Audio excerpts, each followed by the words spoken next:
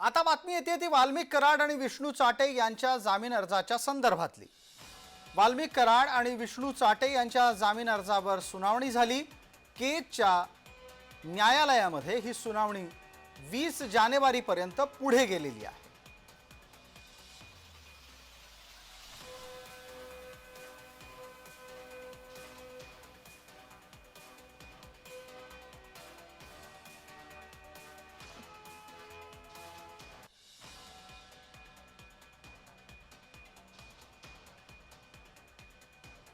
20 जानेवारीला या निमित्तानं पुढील सुनावणी होणार आहे। कराड आणि विष्णू चाटे हे सध्या स्वतंत्र गुन्ह्यांमध्ये पोलीस कोठडीत आहेत।